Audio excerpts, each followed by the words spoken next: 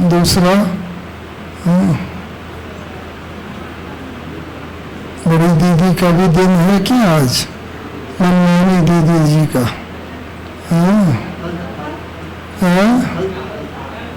कल था। और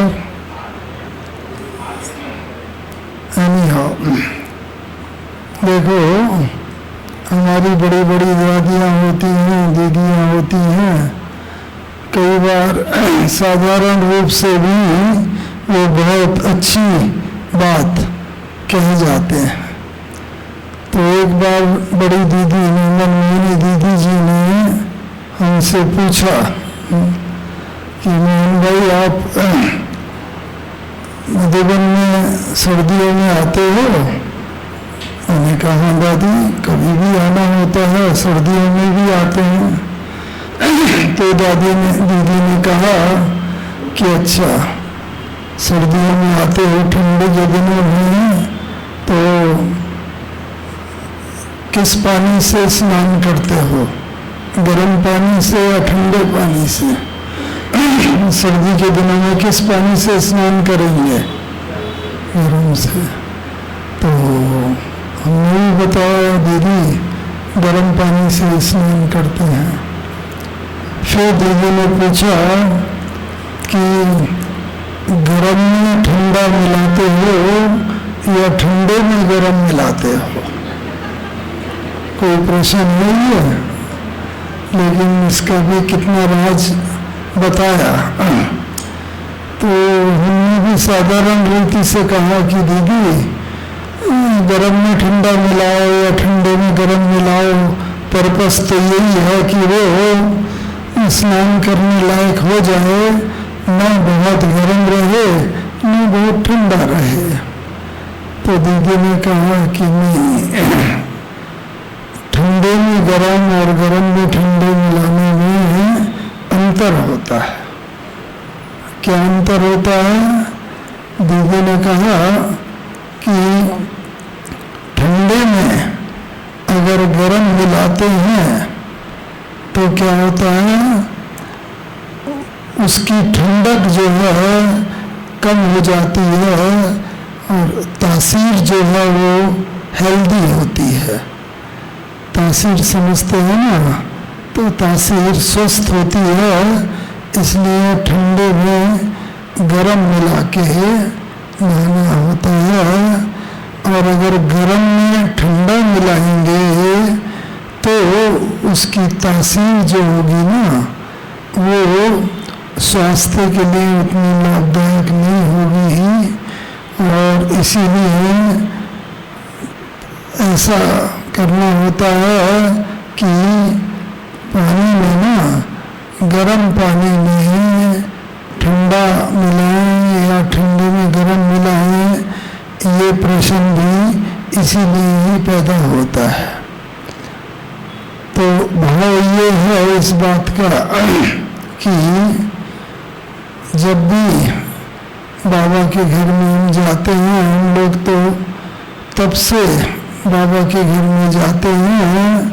पहले क्या होता था, हर जो है कमरे में नल होता था, ठंडा पानी आता था और गर्म पानी बाहर से लाना पड़ता था और गर्म पानी में ठंडा मिला के नहाया जाता था। इसका भाव यही है कि कोई भी चीज में जब उस चीज को अपने अनुकूल बनाया जाता है तो अनुकूल बनाने में ही सदा उसमें सफलता रहती है। इसलिए अनुकूल बना करके ही उस चीज को इस्तेमाल करना है। न तो बहुत गर्म ही अच्छा लगेगा, न बहुत ठंडा ही अच्छा लगेगा। खैर, ये तो बड़ी दीदी ने बताया। हाँ, दीदी मनमोहनी आइए। हाँ, हाँ,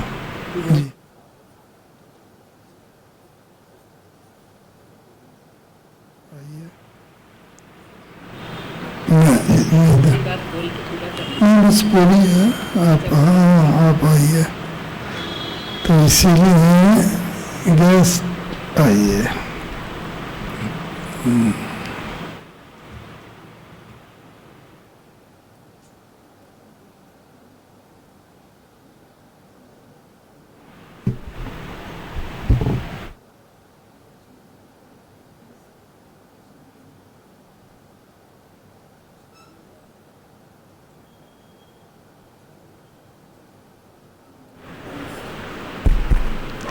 ओम शांति।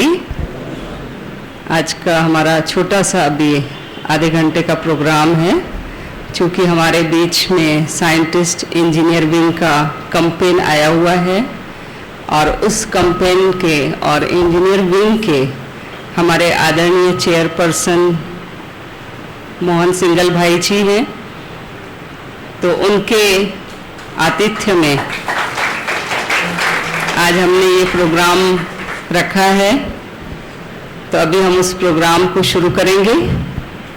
तो मैं हमारे आदरणीय योगेश जैन भैया से अनुरोध करूंगी, जो चैम्बर ऑफ कॉमर्स के अध्यक्ष हैं, वो मंच पर आएंगे। और हमारे आदरणीय भ्राता नितिन भैया को भी मैं सादर आमंत्रित करती हूँ, जो रोटरी क्लब के अध्यक्ष हैं।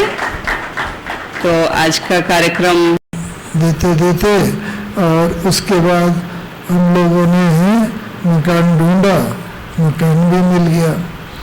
लेकिन कमाल की बात ये है कि वहाँ पर स्कॉलरशिप का एग्ज़ाम होता था और वो स्कॉलरशिप के एग्ज़ाम में स्कॉलरशिप मिलने लगी और स्कॉलरशिप मिलते हुए फिर वहाँ पर सेंटर खोलना और भी सहज हो गया।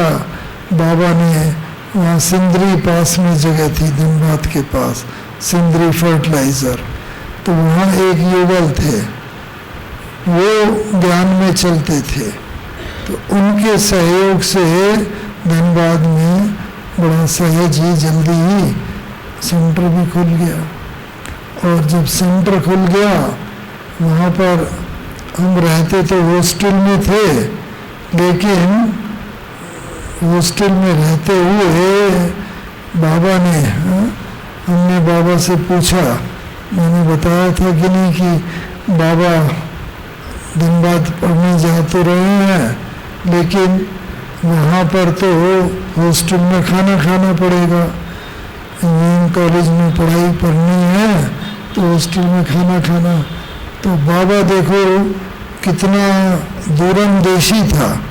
अरे बच्चे, जब हम अपनी दृष्टि से नई सृष्टि की स्थापना कर लेते हैं तो क्या हम भोजन को पवित्र नहीं कर सकते? तो इसीलिए वहाँ जाओ, वहाँ जो तुम्हारा कुक होगा, हॉस्टल में खाना बनाने वाला, उससे कहना कि भाई तुम बिना प्याज लहसुन का भोजन निकाल दो। और इस प्रकार से बस उसको थोड़ा सा पैसा एक्स्ट्रा दिया, वो बिना प्याज लहसुन का खाना निकाल देता था और हम लोग वहाँ पर भोजन जो है रिलेटिवली उस तुलना में पवित्र तो नहीं कहेंगे हॉस्टल में खाना खाने वाला, क्योंकि बनाने वाला कोई पवित्र तो होता नहीं, लेकिन प्याज लहसुन के बिना भोजन निकालने लगा तो दूसरों की तुलना में तो पवित्र हुआ। तो उस रीति से वहाँ पर भोजन करना हॉस्टल में शुरू किया। और वहाँ पर हॉस्टल में जब भोजन करते थे, हॉस्टल में भोजन करते हुए वहाँ पर जब सेंटर खुला, मकान ढूंढा, सेंटर खुला और बहन बाबा ने बनारस से बहन को वहाँ पर भेजा। अलग अलग बहनें आते रहे, पहले 2-3 महीने के लिए एक आए, फिर और दूसरे आए। इस प्रकार से धीरे धीरे धीरे सेंटर जमने लगा। और वहाँ पर एक वो ज्ञान में आते थे परिवार, तो उस परिवार के बच्चे वारिस टाइप का परिवार था। शुरू में ही ज्ञान में आते ही एकदम नियमित योग, ज्ञान, धारणा, सेवा, सब चीज़ों में काफ़ी उनमें वो पवित्रता की शक्ति थी। तो उनकी बच्ची की शादी पहले से ही फिक्स हो गई थी। ज्ञान में आने के बाद तो बच्ची की शादी का कार्ड उन्होंने बनाया, बहन जी को कार्ड दिया कि भाई आप हमारे यहाँ आना। तो बहन जी ने कहा कि भाई हम लोग तो कहीं जाते नहीं, कहीं खाते नहीं, लेकिन ये मोहन भाई और विनोद भाई वैसे भी हॉस्टल में खाते हैं, मेस में खाते हैं, इसीलिए वहाँ से जब वो आपके यहाँ भोजन करने आ जाएंगे। तो उन्होंने कहा ठीक है। इसके बीच में दो दिन बाद गुरुवार पड़ा, तो वो संदेशी थी, संदेशी गई ध्यान में। तो बाबा ने कहा अरे बच्ची तुमने ये क्या किया? क्या किया बाबा? क्यों बोला कि ये दोनों बच्चे वहाँ पर आपके यहाँ भोजन कर लेंगे शादी में? क्योंकि हम लोग तो करते नहीं, बहनें तो करती नहीं, ये कर लेंगे। बाबा वो वैसे भी मैस में तो खाते ही हैं और हम लोग तो मतलब नहीं खाते। तो बाबा ने कहा नहीं, वो मैस में खाते हैं श्रीमत के आधार पर। उन्होंने पूछा बाबा वहाँ पढ़ने जा रहे हैं इंजीनियरिंग कॉलेज में, तो वहाँ पर अगर भोजन करना पड़ा तो क्या करेंगे? तो बाबा ने कहा कि दृष्टि दे के पवित्र बनवा के खाओ उसे। तो बाबा ने कहा कि वो है श्रीमत, लेकिन ये श्रीमत नहीं है कि कहीं किसी मैरिज में चले गए, कोई और प्रसंग हुआ, उस प्रसंग में जाके भोजन करने लगे, या कोई वो अन्न दोष लगता है। लेकिन अगर श्रीमत के आधार पर करा है तो वो उसमें अन्न दोष नहीं लगता। तो देखो बाबा कितना वो बताते हैं, हर चीज में हमें श्रीमत लेने का प्रयास करना चाहिए। श्रीमत लेते हैं तो बाबा उस बात में मदद करता है। तो एक तो बाबा ने ये बताया बात। हम लोग हॉस्टल में रहते थे, हम और हमारे साथ शुरू में ही बस, हम तो पहले से ज्ञान में थे जब वहाँ पढ़ने के लिए आए और वहाँ पर पढ़ते थे। तो एक भाई थे विनोद भाई, और बस शुरू में ही उन्हें एकदम ज्ञान का ऐसा तीर लगा, बाबा ने लगाया कि उन्होंने वहाँ पर आकर के ज्ञान लेना शुरू कर दिया और ज्ञान में चल पड़े। तो हम दोनों रहते हॉस्टल में थे। तो एक बार हमने सोचा कल गुरुवार का दिन है और गुरुवार के दिन में हम लोग जाके अपने हाथ से बाबा को भोग बनाए हॉस्टल में। तो अगले दिन सुबह ही बहुत साफ सुथरा करके और बाबा की याद में बहुत भोग बनाया, और बनाते बनाते देर हो गई। और जब तक वहाँ पहुँचे तो देखा संदेशी बैठी हुई है, और तो छोटी बहन को बोला कि भाई ये भोग बना के लाए हैं हम लोग। संदेशी क्या चली गई ध्यान में कि नहीं संदेशी अभी तो नहीं गई है, तो लो ये भोग जरा थाली में रख दो और बाबा को भोग लगाए। हम लोगों ने बड़े स्नेह से भोग बनाया है। तो जैसे ही थाली में भोग रखा, संदेशी को बाबा ने खींच लिया और संदेशी गई ऊपर। तो संदेशी ने कहा कि बाबा हमेशा तो मैं जब भी भोग लगाने आती हूँ गुरुवार को, और बस 5 मिनट में मुझे खींच लेते हो और भोग लगाते हैं, भोग लगा के आ जाते हैं, और बाबा आप तो इस तरीके से भोग आज जो मैं करीब पौना घंटे से बैठी हूँ 45 मिनट से ज़्यादा आपने मुझे खींचा ही नहीं अभी तक। तो बच्ची मैं कैसे खींचता तुम्हें? मेरे दोनों बच्चे वो हॉस्टल में उन्होंने इतने प्यार से भोग लगाया। तो देखो हमारे संकल्प बाबा तक पहले पहुंच जाते हैं। भले कोई काम हम प्रैक्टिकल में बाद में करें, लेकिन अगर हमने दृढ़ संकल्प करा बाबा तक वो पहुंच जाता है, और वो जो संकल्प बाबा तक पहुंच जाता है हमारा भाग्य तुरंत ही उसमें बन जाता है। तो इसीलिए कभी भी कोई भी बात हो, दृढ़ संकल्प किया तो वो दृढ़ संकल्प हमारे भाग्य का कारण बन जाता है। भले एक्चुअल उस बात को हम इम्प्लीमेंट करें, उस बात को हम प्रैक्टिकल में लाएं 10 दिन बाद, 15 दिन बाद, 20 दिन बाद, लेकिन जब संकल्प किया, जिस मोमेंट, जिस क्षण संकल्प किया, वो संकल्प बाबा तक पहुंच जाता है। इसीलिए कभी भी कोई भी महान कार्य करना हो, अच्छा कार्य करना हो, दृढ़ संकल्प हम करते हैं, बाबा तक पहुंच जाता है, और फिर वो दृढ़ संकल्प होने के कारण उस कार्य में हमें जीवन में सफलता मिलती ही मिलती है। बाबा भोग लगाते थे, हम लोग देखते थे। आप सब लोगों ने हिस्ट्री हॉल तो देखा ही होगा, मधुबन गए होंगे, तो हिस्ट्री हॉल में 3 संभली पड़ी रहती थी। एक पे बाबा बैठते थे, इधर मम्मा बैठती थी, बीच की संभली खाली रहती थी। पार्टी वाले आते थे, अपने अनुभव वगैरह सुनाते थे, या गुरुवार के दिन संदेशी आके भोग लगाती थी। तो संदेशी आती थी, बस भोग आता था, बाबा की मुरली पूरी होती थी, उसके बाद गुरुवार का दिन था, होता था तो भोग लगाते थे।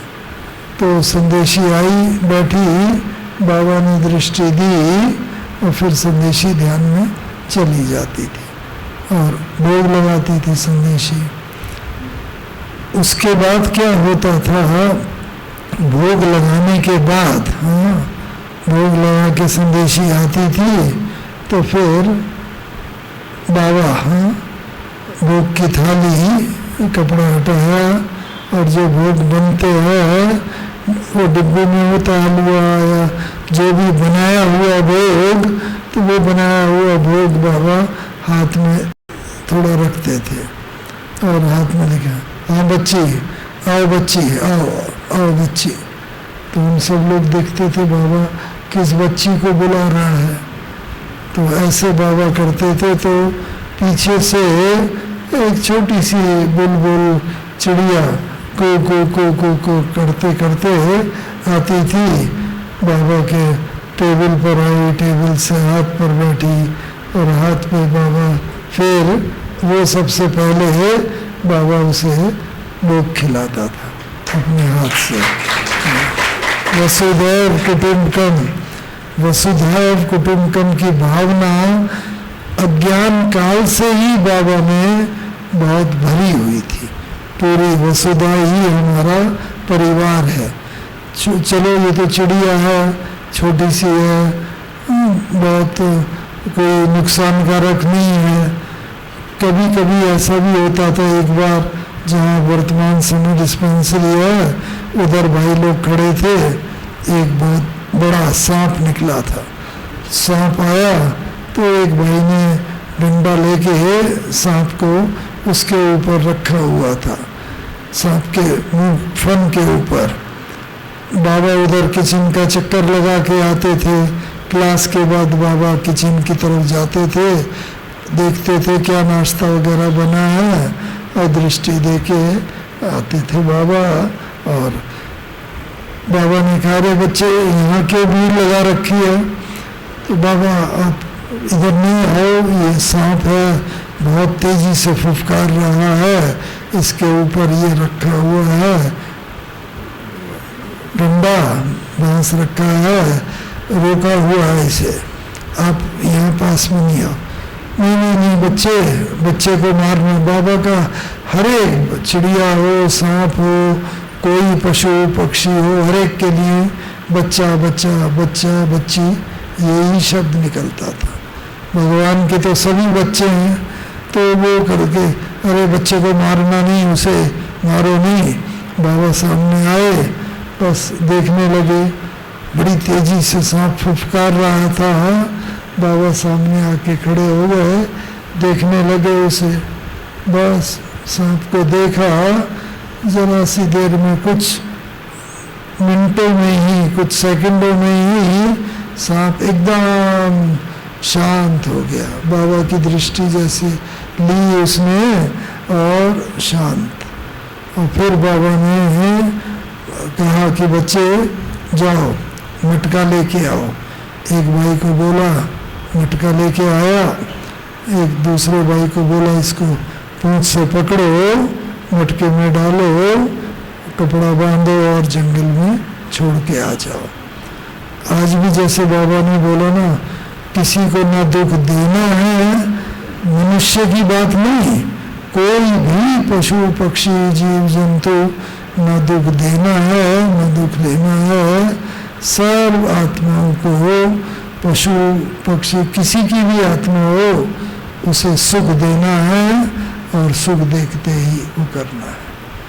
तो इस प्रकार से बाबा हर एक को सुख देते हुए चले जाते थे। तो ये बाबा इतना महान थे, बस हर आत्मा को सुख के रूप में देते हुए चले जाते थे। बाबा का हमने देखा, हाँ वहाँ पर, हाँ धनबाद से जब हमारी पोस्टिंग आसाम में हुई, बाबा ने आसाम में भेजा, आइए। तो वहाँ पर मैं बाबा की एक बात खास सुना के पूरी करता हूँ। जब मुझे बाबा ने आसाम में भेजा, मेरी पोस्टिंग आसाम में हुई, इधर आइए आइए, तो बाबा ने वहाँ आसाम में हम गए, तो बस कोई ज्ञान का अनुभव नहीं, सेवा का अनुभव नहीं था, बस इंजीनियरिंग पढ़ के वहाँ पोस्टिंग हुई आसाम में। बस बाबा कहते थे बच्चे जाओ वहाँ पर, और वहाँ जा कर के तुम्हारे वहाँ पर जाओ और जा कर के जो भी आत्माएं हैं वहाँ पर बस चित्र खोल के बैठ जाओ। पहले तो हमारे ये मुख्य चार चित्र, लक्ष्मी नारायण, सीढ़ी, त्रिमूर्ति और झाड़, ये चार पिक्चर मुख्य होते थे। ये खोल के मंदिर के पास बैठ जाते थे। और बिजनेस आसाम में पूरा का पूरा मारवाड़ियों के हाथ में, पूरा बिजनेस। और साधारण रहने वाले वैसे आसामी लोग रहते हैं।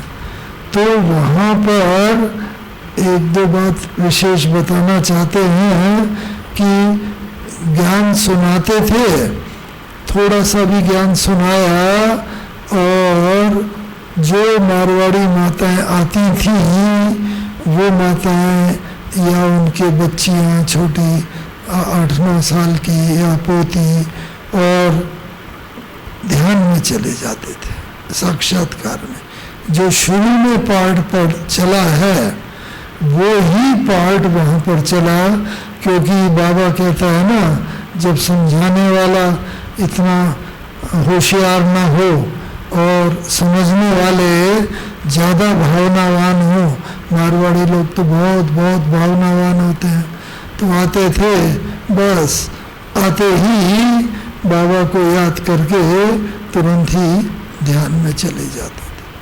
तो ये कमाल बाबा की देखी वहाँ पर कि बाबा ध्यान में खींच करके और बहुत सबकी वहाँ पर सेवा, इतनी सेवा हुई। और वो सेवा के साथ साथ और आगे क्या हुआ कि आसाम में हम गए वहाँ पर। आसाम के बाद वहाँ पर जब आना हुआ समय पर बाबा ने भेजा था, अरे जाने की थोड़ा इच्छा कम थी क्योंकि आसाम में कोई भी गीता पाठशाला नहीं, सेंटर नहीं, कुछ भी नहीं था। लेकिन बाबा कहता था बच्चे जाओ वहाँ पर, करण का हवनहार बाबा अपना काम खुद कराएगा। तो इसीलिए बाबा ने अपना काम कराया साक्षात्कार के द्वारा। भक्ति में तो साक्षात्कार को बहुत महत्व दिया जाता है। ध्यान में गए, साक्षात्कार किया और बस सारे शहर में एकदम आवाज़ फैल गई कि वहाँ जाओ तो वहाँ तो भगवान के दर्शन होते हैं हर एक को। तो बाबा को काम कराना होता है। बस हम सबको सिर्फ बाबा कोई भी काम बोले, बस हाँ बाबा, जी बाबा, हाँ करना है। उसके बाद फिर बाबा किस तरह कराता है ये साक्षी होकर के हम सब लोगों को देखना होता है। तो वहाँ पर हमारा जाना हुआ, जनवरी मास था और 18 जनवरी के आसपास हमें देहरादून जाना था ऑफिस के कार्य से। तो बाबा ने लिखा कि बच्चे आओ, पहले मधुबन आओ और तुरंत आओ। तो मधुबन गए और बस 17 जनवरी की सुबह मधुबन पहुंच गए। 17 जनवरी 1969 1969। तो 17 और 18 जनवरी को बाबा की संपूर्ण कर्मातीत अवस्था देखने का इन आंखों से सौभाग्य मिला हमें बाबा का। बस अंतिम दिन बाबा के वहाँ पर ना, और कर्मातीत अवस्था के लक्षण बाबा ने खास करके 4-5 जो लक्षण देखे, क्योंकि हम सबको भी कर्मातीत तो बनना ही है। तो इसीलिए ही बाबा के पीछे पीछे हमें भी जाना है। ब्रह्मा बाबा को ना बाबा ने बोला ना कि बाबा है, अब ब्रह्मा बाबा समान जैसे जैसे हम आगे बढ़ते जाएंगे तो बाबा को देखते देखते तो लास्ट 2 दिन में क्या देखा, पहली बात हमेशा जाते थे, बाबा कुछ पूछते थे और हम प्रश्न पूछते थे कि बाबा ऐसा ऐसा ये प्रॉब्लम आ रही है वहाँ पर, या ये समस्या, बाबा उसका समाधान करते थे। लेकिन जब आत्मा कर्मातीत बन जाती है, बाबा तो कर्मातीत बन गए थे 17-18 जनवरी को, तो बस बाबा दृष्टि दे करके बच्चे ये पूछना है वो, अच्छा ऐसा कर लो, ऐसा हो जाएगा। यानी बाबा मन के अंदर क्या चल रहा है वो बाबा खुद पूछते थे कि ये पूछने आए हो, ऐसा कर लो, ऐसा। तो ये एक तो होती है कर्मातीत स्थिति की आत्मा की निशानी। हम भी जब कर्मातीत अवस्था के निकट होंगे अंतिम समय में, बाबा के समान ब्रह्मा बाबा की तरह, तो उसकी तरह दूसरों के जो भी हमारे सम्मुख आएगा उसके मन के हालचाल जान लेंगे और उसका समाधान कर लेंगे। दूसरी बात, कर्मातीत अवस्था की निशानी देखी, कभी भी कोई बात पेंडिंग नहीं रखनी है कि ये काम बाद में कर लेंगे, 1 महीने बाद कर लेंगे। कोई बात रह जाती है ना, तो वो बात अगर रह गई तो कई बार रह ही जाती है। ब्रह्मा बाबा के भी 3-4 बातें रह गई थी, 18 तारीख आ गई थी, लेकिन ब्रह्मा बाबा भी तो कहते हैं ना कि मैं अभी तो पुरुषार्थी हूँ। आज भी जैसे पुरुषार्थ का निगेटिव अर्थ न लें, लेकिन पुरुषार्थ की रीति से तो ब्रह्मा बाबा ना उसमें कोई भी बात होती थी तो ब्रह्मा बाबा के कुछ काम रहे, जैसे नक्की लेक के पास वो जो म्यूजियम बना हुआ है ना, तो वहाँ पर प्रदर्शनी लगाई थी, काफ़ी समय से चल रहा था, तो बाबा ने वो भी काम पूरा किया।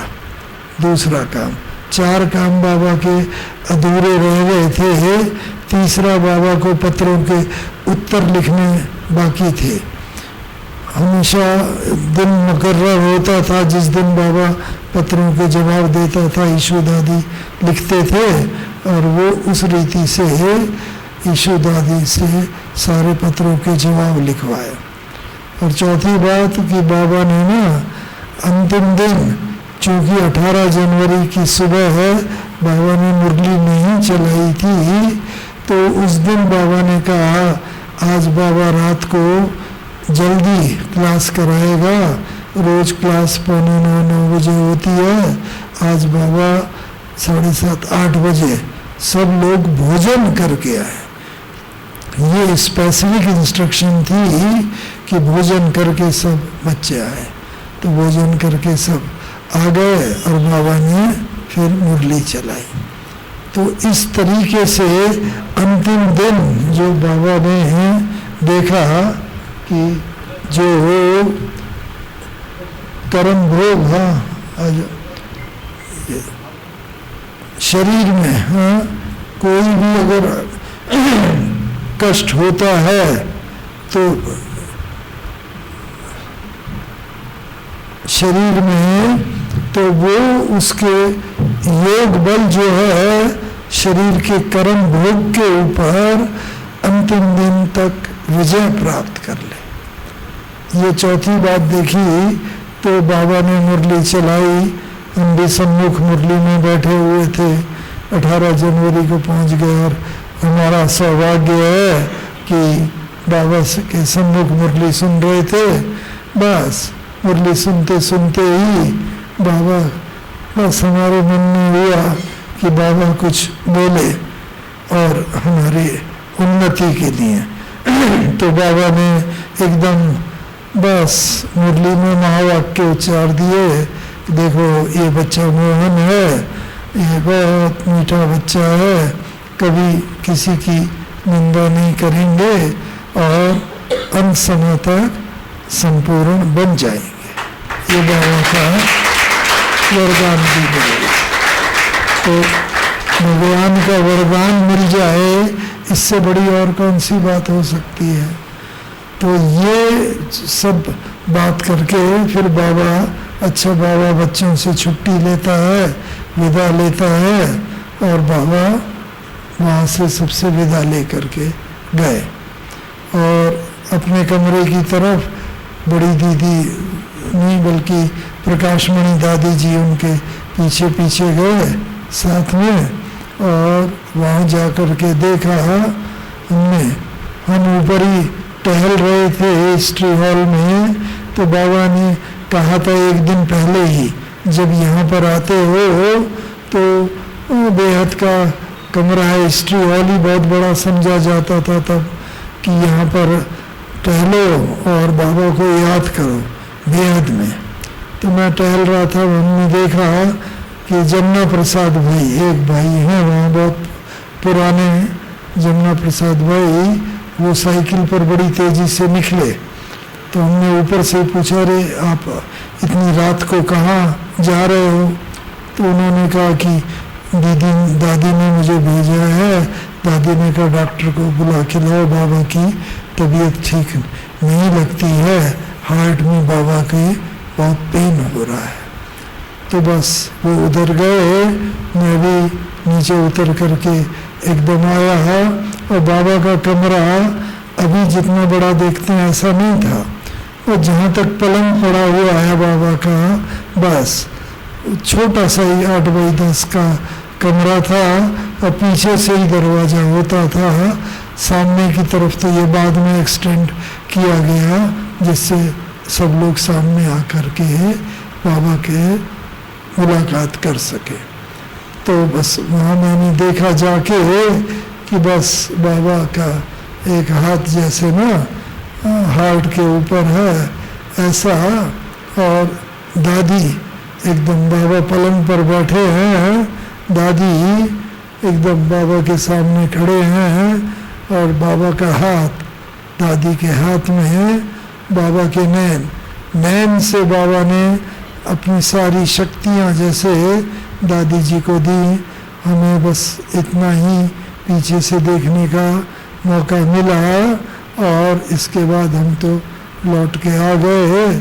डॉक्टर आया और बस बाबा कहता भी है, कल भी मुरली में बोला था ना, सबसे अच्छी मृत्यु कौन सी है?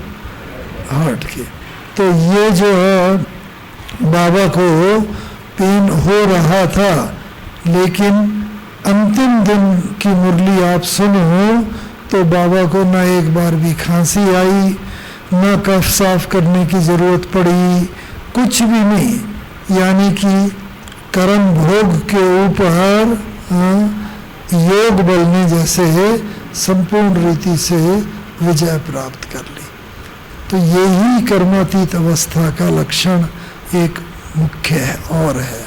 ये चार जो बताया आपको कि ये कर्मातीत अवस्था के लक्षण हम लोगों को भी अंत में महसूस करने हैं, और उसके लिए हम अभी से ही ये पुरुषार्थ करें कि कोई भी हमारा जो है ना शारीरिक व्याधि जो है वो अंत समय हमारे रुकावट का कारण न बने।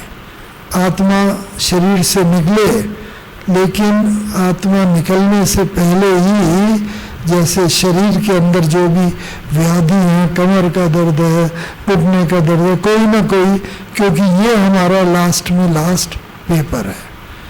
और आत्मा जब यहाँ से निकलेगी, और सबसे बड़ी ब्यूटी ये होगी जो आपने सोचा भी नहीं होगा, हम लोगों ने जब शरीर छोड़ना है, कर्मातीत बन के जाना है, तो वो कर्मातीत बन के जाने के लिए हमें क्या करना है कि कोई भी प्रकार का ये हमारी इच्छा मृत्यु है। ब्रह्मा बाबा के ने जैसे अपनी इच्छा से शरीर छोड़ा, ऐसे ही हम सब ब्राह्मण बच्चे भी अपनी इच्छा से शरीर छोड़ेंगे। ये साधारण बात नहीं है। अपनी इच्छा से तभी शरीर छोड़ेंगे जब हम हमारे अंदर जो है कर्मातीत अवस्था की जो बातें बताई 3-4, वो सब बातें का हम अनुभव करेंगे। कर्मातीत अवस्था का कोई भी कैम पेंडिंग ना हो, और अंतिम समय तक के लिए पूरा का पूरा हम अपनी इच्छा से शरीर छोड़ें। तो ये ब्रह्मा बाबा में हमने देखा, लास्ट डे बाबा ने जैसे अपने इच्छा से शरीर छोड़ा, और संपूर्ण बन के बाबा कर्मातीत अवस्था को प्राप्त हुए। तो ये भी हमारा सौभाग्य था कि बाबा की कर्मातीत अवस्था देखी, और हम सब ये बताने का भाव आपको यही है कि हम सबको भी कर्मातीत बन के जाना है। और यही बात कर्मातीत की मैं इसके साथ एक मम्मा की बहुत विशेष बात, मम्मा की कर्मातीत अवस्था की बात सुनाई मैंने क्या? नहीं, शायद सुनाई। वो मैं सुनाता हूँ कि मम्मा ने ना जून मास में 24 जून को छोड़ा था शरीर का, वैसे ही कुछ था ना। तो 1965 हाँ, तो मैं 64 था 65 था, मातेश्वरी जी ने शरीर छोड़ा ना। ये आप सब लोग गौर, 1 मिनट लास्ट में ये बात गौर से हम सब के लिए पक्की बात है कि मम्मा जब शरीर छोड़ करके ऊपर गई मम्मा की आत्मा, तो सूक्ष्म वतन में, बोलो श्रीनिवास क्या बात कर रहे हो? नहीं, बस तो मैं मम्मा की बात, कितनी इम्पोर्टेंट बात है, हम सब के लिए है वो। मामा जब शरीर छोड़ के ऊपर सूक्ष्म वतन में गए तो वहाँ पर अव्यक्त बाप दादा, साकार में तो बाबा हम लोगों के साथ थे। 69 में शरीर छोड़ा, लेकिन मामा ने तो 64 में शरीर छोड़ दिया था। तो इसीलिए उस समय मामा जब गए ऊपर तो बाबा ने पूछा, मामा आपने कर्मातीत स्थिति का अनुभव करके आई हो? तो मामा ने कहा कि नहीं बाबा। बोलो श्रीनिवास, क्या बात कर रहे हो? अच्छा कुछ पूछा। अच्छा, तो इसीलिए उसके अंदर वो मामा से पूछा जब, तो मामा ने कहा बाबा मैंने तो कर्मातीत स्थिति का अनुभव नहीं किया। अरे बच्चे नहीं किया, जाओ अभी तुम्हारा शरीर हिस्ट्री हॉल में रखा है और अब जाओ तुम शरीर में प्रवेश करके कर्मातीत स्थिति का अनुभव करके आओ। अपने ही शरीर में प्रवेश।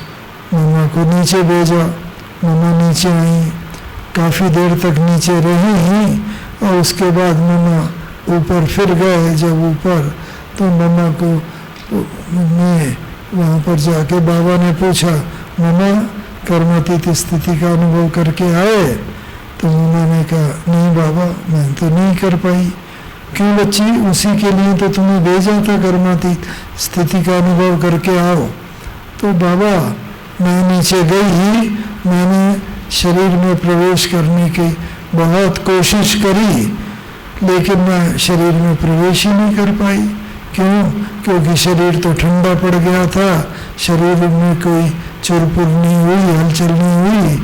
तो बाबा ने कहा तो बच्ची अब तुम्हें जाके नया जन्म लेना पड़े। देखो मामा को जन्म लिए भी 60 वर्ष से ज़्यादा हो गया और अब वर्तमान समय भी मामा पुरुषार्थ कर रही है कर्मातीत बनने का।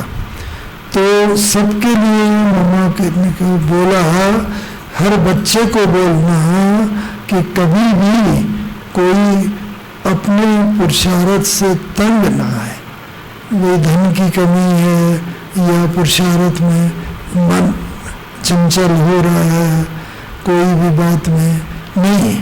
तो इसीलिए ये अंतिम समय हर एक बच्चे को ये रहना चाहिए कि मुझे जो है कर्मातीत बन के ही, बाबा ने ये शरीर जो दिया है संगम योगी, ये अंतिम शरीर, ये शरीर जो है ये बाबा ने मुझे संपूर्ण बनने के लिए दिया है।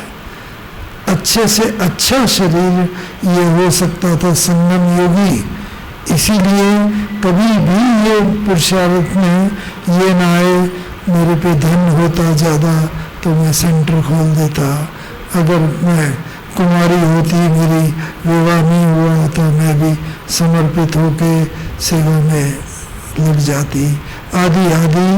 ये वर्तमान जो संगम योगी शरीर आप बच्चों को मिला है, अच्छे में अच्छा शरीर है, इसी में ही आप संपूर्ण कर्मातीत बन सकते हो। तो ये बात जरूर सब रहे, तो ये हम लोगों को कभी भी अपने ऊपर कमी का और उसका एहसास नहीं होना चाहिए। तो बाबा की अंतिम समय और लास्ट बाबा की बात कि बाबा ने ना, जब बाबा ने शरीर छोड़ दिया है 18 जनवरी की रात को, तो बाबा का शरीर बिल्कुल, जब शरीर छूट जाता है कि आत्मा चली जाती है, तो आपको मालूम है ना, शरीर एकदम अकड़ जाता है, स्टिफ हो जाता है। तो बाबा का जब शरीर छूटा 18 जनवरी को हो, तो 18 जनवरी की रात भर रखा रहा, 19 का सारा दिन रखा रहा, 19 की रात भर, 20 का सारा दिन, 20 की रात, और 21 तारीख को जब बड़ी दीदी मनमोहनी दीदी लौटे तब बाबा का संस्कार किया गया दीदी के लौटने के बाद।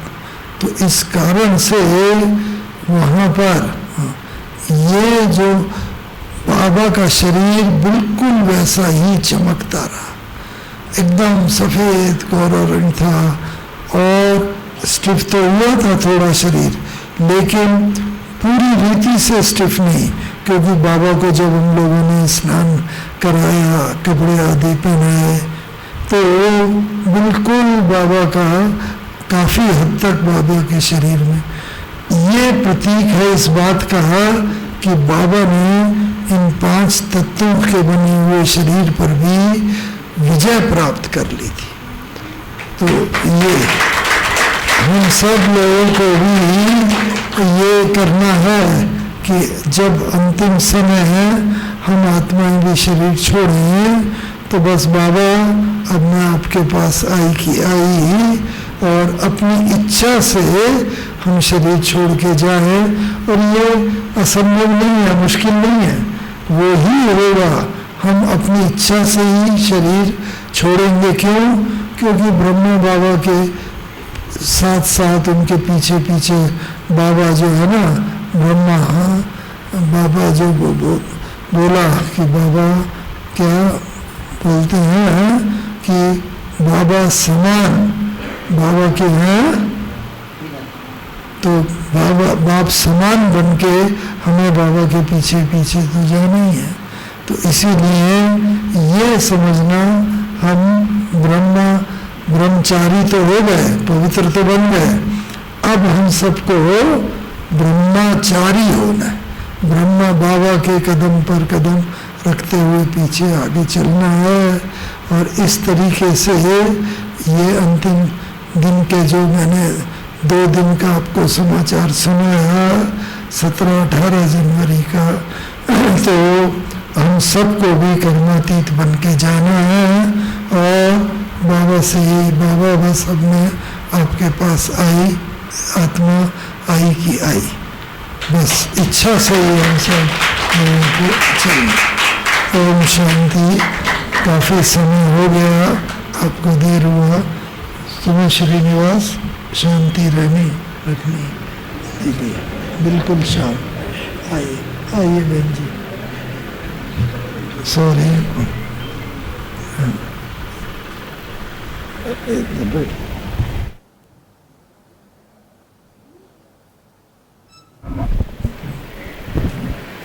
ओम शांति। आज इतना अच्छा लग रहा है कि हम शब्दों में व्यक्त नहीं कर सकते हैं। मैं इतना ही कहूँगी, धरती की शान में गगन है, गगन की शान में तारे हैं।